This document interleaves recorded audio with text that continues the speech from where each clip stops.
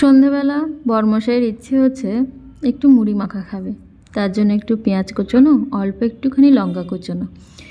আর এদিকে দেখো বাপ বেটিতে মিলে দুজন মিলে আগে থেকেই মুড়ি আর মানে ঝুরি ভাজা নিয়ে এসেছিলো, সেটা খাওয়া শুরু করে দিয়েছে। এমনিতেই দাদাভাই সন্ধেবেলা বেশিরভাগ বাড়িতে থাকে না, তো আজকে যেহেতু বাড়িতে আছে ওই জন্য মুড়ি মাখাটা হচ্ছে। তো চলো সন্ধেবেলা একটু হালকা করে টিফিন করে নিই। আর কারা কারা কী টিফিন করছো অবশ্যই কমেন্টে জানিও। আমাদের গরিবের টিফিন ছোট্টখাট্টোভাবে হচ্ছে।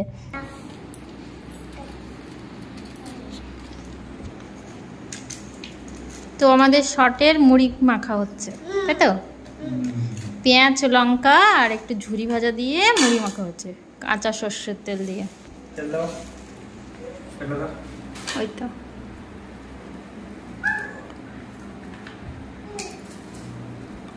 সোনাই খাবে, অল্প করে দিও, ব্যাস ব্যাস। ওই যা তেল দিয়েছো ওই পুরোটা মুড়ি লাগবে তোমার। পেঁয়াজের গায়ে তেলটা না লাগলে তো পেঁয়াজ ঘাসের মতো লাগবে, সেও লাগবে না। মুড়ি মাখানোর মাস্টার চলে এসছে। আজকে রাতে এনেছে আর ভালো। কার কার জিভে জল চলে আসছে। আর রাত্রেবেলা যদি এই খেয়ে মানে হয়ে যায় তাহলে আর ভাত করবো না। রাত্রেবেলা অল্প ভাত আছে, তরকারি আছে বেশি। তবে একটু মুড়ি রেখে দিতে পারতে, তরকারি দিয়ে খেতে পারতে।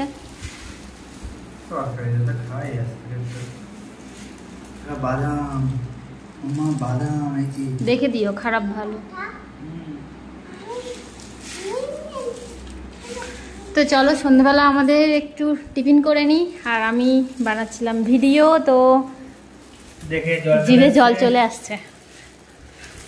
কতদিন পর একটু মুড়ি মাখা খাচ্ছি এরকমভাবে মেখে, তাও তোমাদের দাদাভাই মেখে দিল।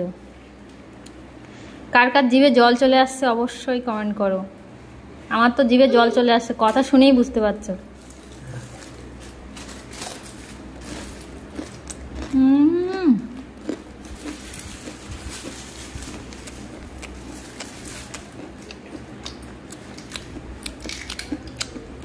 দারুণ হয়েছে।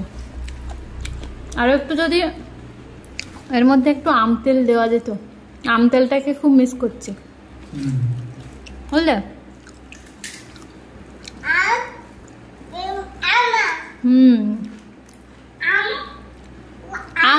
আম তেল, আম তেল।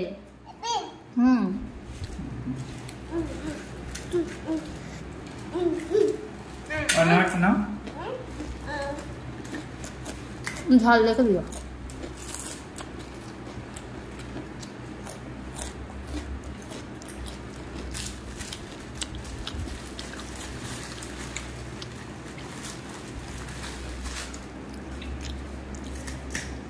তো চলো এই ছোট্ট মিনি ব্লগটা তোমাদের কেমন লাগলো অবশ্যই কমেন্টে জানিও। ভালো লাগলে লাইক কমেন্ট করে দিও।